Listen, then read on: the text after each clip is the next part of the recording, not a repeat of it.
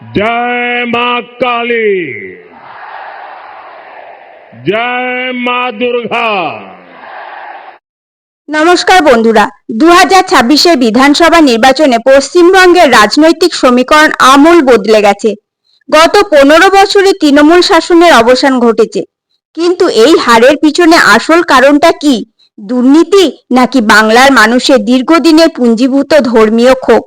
আজকের ভিডিওতে আমরা আলোচনা করব সেই সব বিতর্কিত ঘটনা নিয়ে যা সাধারণ বাঙালির মনে গভীর ক্ষত তৈরি করেছিল।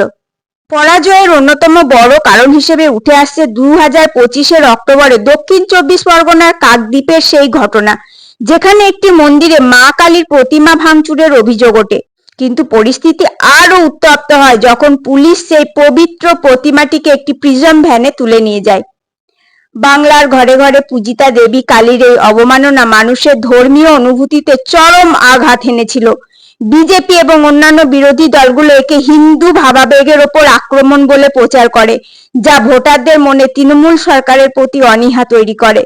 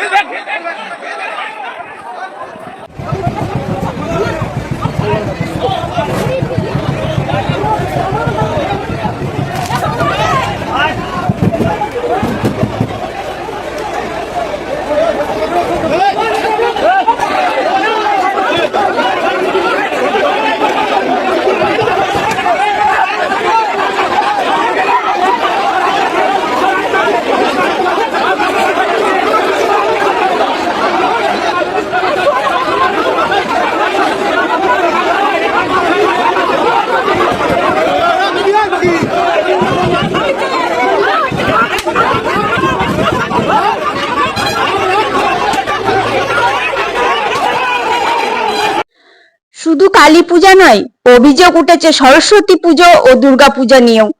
বেলঘড়িয়া বা দক্ষিণ 24 পরগনার বেশ কিছু জায়গায় তৃণমূলের গোষ্ঠীদ্বন্দ্ব বা প্রশাসনিক বাধার কারণে হিন্দু মহিলারা সরস্বতী পুজো করতে পারেননি বলে অভিযোগ উঠেছিল।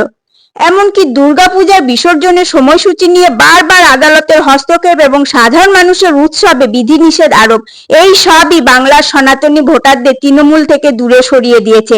মানুষের ক্ষোভ ছিল, যেখানে বাংলার উৎসব অস্পৃশ্য সাংস্কৃতিক ঐতিহ্য হিসেবে স্বীকৃতি পাচ্ছে, সেখানে কেন প্রশাসনিক জটিলতায় পূজা বন্ধ হবে?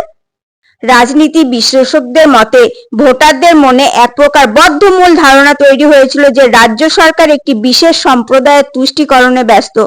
অন্যদিকে হিন্দু উৎসবের সময় প্রশাসনের কড়াকড়িকে বৈষম্য হিসেবে দেখেছেন অনেক সাধারণ মানুষ।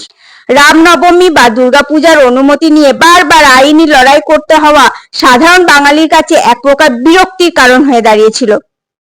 রাজনীতির খেলায় জয় পরাজয় থাকবেই, কিন্তু 2026-এর এই ফলাফল প্রমাণ করলো যে বাংলার মানুষ উন্নয়নের পাশাপাশি তাদের আবেগ এবং সংস্কৃতিকেও সমান গুরুত্ব দেয়। প্রিজম ভ্যানে মা কালীকে তোলা বা পুজো বন্ধ করার মতো ঘটনাগুলো কি শুধুই প্রশাসনিক ত্রুটি ছিল, নাকি পরাজয়ের সলতে পাকানো শুরু হয়েছিল ওখান থেকেই? আপনাদের কি মনে হয়? কমেন্ট সেকশনে অবশ্যই জানান। ভিডিওটি ভালো লাগলে লাইক করুন এবং শেয়ার করুন। পশ্চিমবঙ্গের আরো এরকম রাজনৈতিক বিশ্লেষণের জন্য আমাদের চ্যানেল ডেয়ার ট্রুথকে সাবস্ক্রাইব করুন। ফেসবুক থেকে দেখলে ফলো করতে ভুলবেন না। ধন্যবাদ। জয় হিন্দ, বন্দে মাতরম।